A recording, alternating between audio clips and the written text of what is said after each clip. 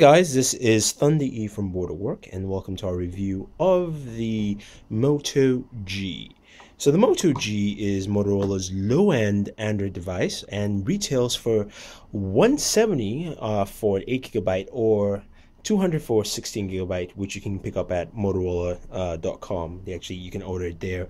You can either get the US version or international unlocked version, whichever you want, all for the same price, which is pretty cool. Now, this device brings a very cool and interesting perspective with what Motorola is trying to do and where Android is moving to into the low-cost realm of things. Now, one thing I'll mention with this device is that it is running Android 4.3, what I have here and what you see in this review, but the update is now available as being pushed out for Android 4.4. So I haven't received it yet, but you should get an Android 4.4 update if you own this device.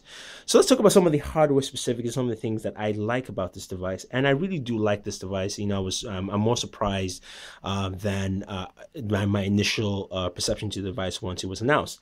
You have a 5 megapixel rear camera with flash, and the camera does a decent job. There's nothing spectacular about it, but it does a good job in capturing images, and actually, to me, does a better job in a sense than how I felt with the Moto X camera.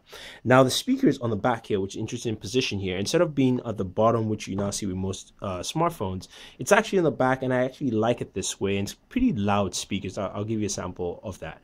You've got your 3.5 mm jack on the top, and you've got a 4.5-inch 720p display, which is nice. You've got a nice bright display for this. You've got a front-facing camera, which is decent, nothing too spectacular. Now, in terms of hardware specs, this thing runs a Snapdragon quad-core processor. So you've got a quad-core Snapdragon processor in here, and you've got a gig of RAM. And what Motorola has done is basically, even though this is running Android 4.3, they've really optimized this where this thing runs butter smooth for what you have in terms of specs. So you don't have a device that is stuttering or slow. I really had no slowdowns with this device whatsoever. Now, you can see just moving around different applications. It just works very, very, very well. The other thing to note is that battery life. So Motorola's claimed all-day battery life, and I can attest to you that yes, you can get all-day battery life with this device.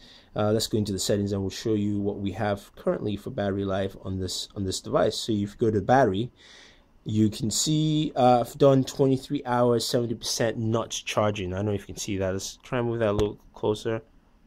There we go. 23 hours, 51 minutes, 70% notch charged. And the battery life with this thing, it does very, very well. I mean, I think they've done a good job at it. Now, of course, this is not me using it as a power user, more as a regular media consumer. So if I was a use my standard power user settings, I think this thing would probably crank a little lower, but still the battery life is very good. Now, performance wise, I will have to rate this pretty good. It's done a good job at just handling different things I've thrown at it, whether it be games or applications, things like that. So I can throw in a game, for instance, and I'll throw in Real Racing 3, which is a graphically intensive game, but one that I think, the processor handles well. I've not had any heating issues with this device whatsoever while gaming.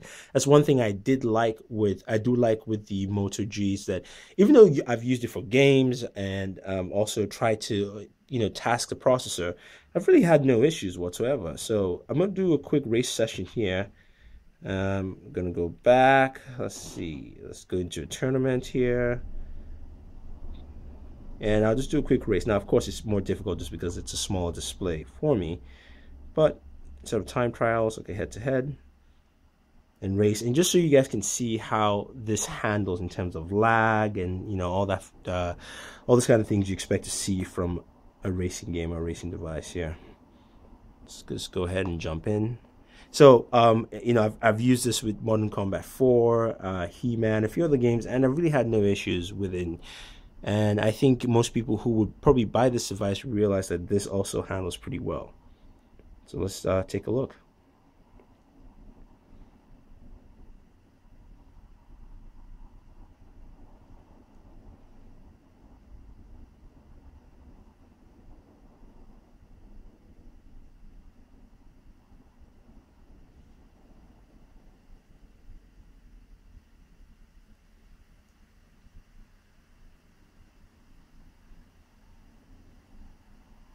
I can see graphically this game has no slowdowns, even though I think the graphical fidelity or look of the game actually is decreased a little bit just to match up with the specs of what you have in this phone. But I think they've done a good job with that. I really can't complain about that aspect. The one thing I don't like is the fact it doesn't have a micro SD card built in, so a micro SD card option, so you can actually expand the memory, your 8 or 16 gigabytes, and it does fill up pretty quickly when you have things like you download games on your system, music, and other things like that. So even though Google does offer free cloud storage with Google Drive, if you're in an area or location where your data rates can be expensive, a lot of third world countries, it's also places like Brazil where this device actually launched, you're going to have high data rates, and that might not be something that you would like with the Moto G, because you have to pay an enormous amount of money just to use your data services to transfer either your videos, your photos, your documents, and things like that. So that's something that hopefully the next version of the Moto G changes,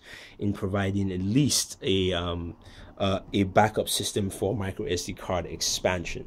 Overall, this is a solid phone, and I think Motorola has done a very good job of bringing in an entry-level device. I would love to see how it handles Android 4.4, and we'll love to see how that goes forward in making even a lower price device. I know 170 is still a little higher. I wish they'd hit the $100 to $150 range for a device like this. But if you're looking for an unlocked Android device and you're not looking to spend a lot of money, I think the overwhelming favorite here is the Moto G. I think they've done a very good job, and I think a lot of people will like this device. So if you guys have any questions or any comments about the Moto G, its functions, and other aspects of the device, let us know. Leave your questions here. Also, do subscribe to our channel, Bored at Work, and also subscribe to our new channel, Bored Gamers. You can subscribe to Bored Gamers on the top left-hand corner and Bored at Work on the top right-hand corner of the screen. Also, don't forget to like this video, share this video, make it a favorite video so we can make more videos for you on our network. So this is Thunder E saying thank you, and always enjoy your entertainment.